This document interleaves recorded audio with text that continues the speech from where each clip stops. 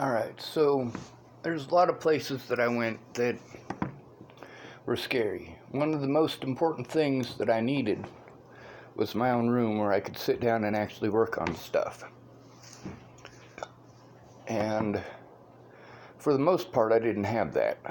I did at Shannon Alvarado's, I had my own room. And at Jamie Curtis's, I had my own room. And at Lanny Ingeline's, I had my own room.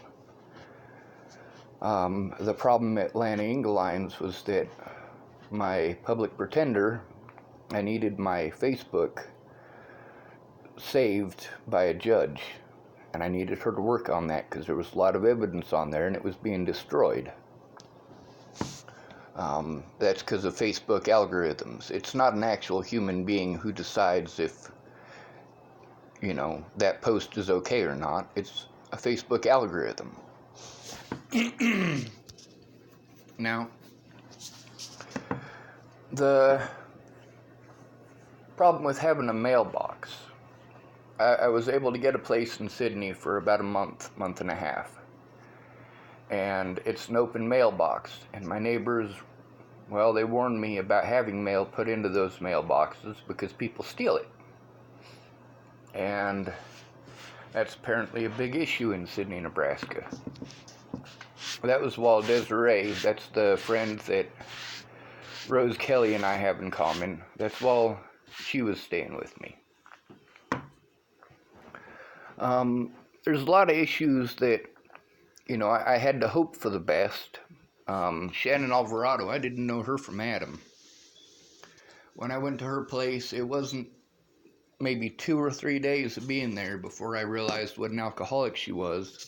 That's the reason that she continually talks over people and doesn't hear anything that they're saying. That's the reason that her memory is so screwed up.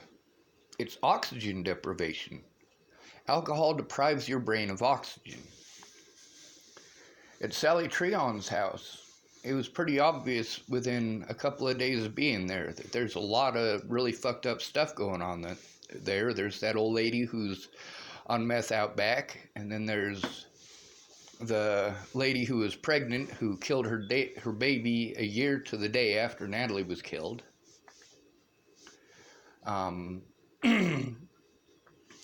was just a messed up scenario. That meth-headed old lady dragged Sally's daughter through the house and kicked her in the face, and Sally didn't do anything about it.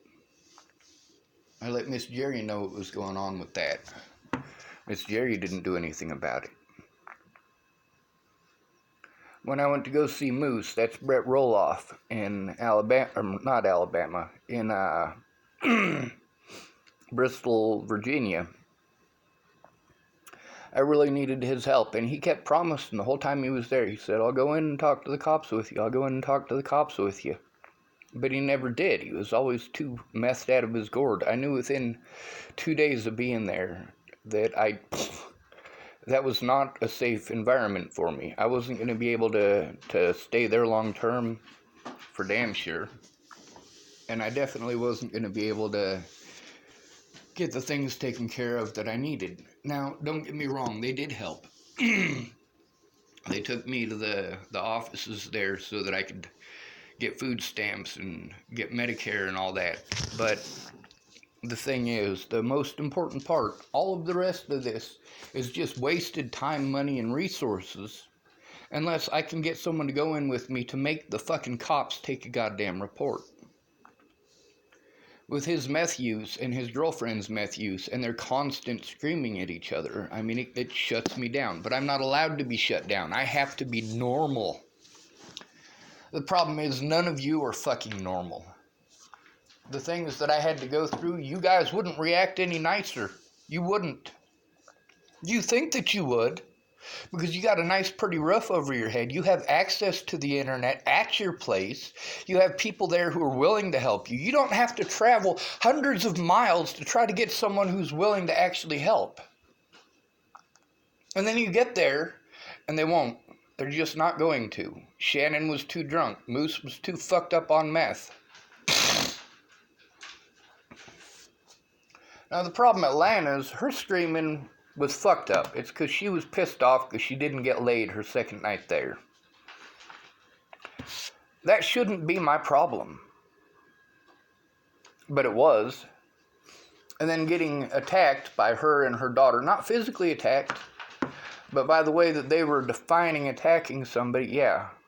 I was attacked the whole time I was there. I was bombarded with bullshit. Now, Amanda Engeline and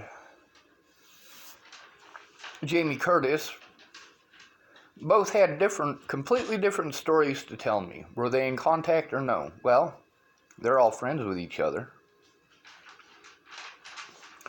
When I got to Wyoming, myself and Miss Rayanne Ingersoll had made a deal. She did not honor her end of the deal. I honored mine. But that's because of alcoholism. The same thing as at Shannon Alvarado's. She's an alcoholic. She gets to drinking. Her oxygen in her brain is not getting there, and she's not receiving it. She's just looking for excuses. And with the alcoholic who lives next door empowering her, I mean, oh my God, it's even worse. That woman was encouraging her to hit those children. I'm like, hey, you're calling these little girls bitches. You're goddamn right. They're going to do something. Yes, they're going to call you a bitch back, Rihanna. And then there was Tabby's house. Tabby was fucking wonderful. Graham was wonderful. Tabby's children were wonderful. The problem I had at Tabby's wasn't Tabby. It wasn't Graham. It became Tabby and Graham because they didn't keep their word. But the fact is that it was Joshua Eichelberger and him being abusive to those children and to his wife, or girlfriend. Fact is, because of the protection order, Joshua Eichelberger should never have even been there. And again, the oxygen being deprived from his brain due to his alcoholism. Something that I had to deal with. I need someone to go in with me so the police will actually take my report instead of giving me the mentally ill treatment. I've been speaking out about this since before Natalie died. Matter of fact, I've been speaking out about it since before I met Natalie. People say you just need to let it go. No, they need to let it go. At this point in time, they have destroyed my life enough that they need to come the fuck forward. Alicia Bollinger is a fucking junkie. You want to say addict because she's pretty, but you see that woman who picked her face off and you call her a junkie. Why do you call her a junkie but not Alicia? Because Alicia is pretty. If she's pretty, it's okay. If she's a pretty female, it's okay to do those things to other human beings. And if you're an ugly male, it's all your fault. Fuck the police. And fuck the United States. Having my evidence stolen repeatedly by officers who were doing wrong is fucked up. Those officers in Wyoming, I recorded them doing things that were illegal, which is why they took my computer and refused to give it back. What those officers did was illegal. Fuck the police.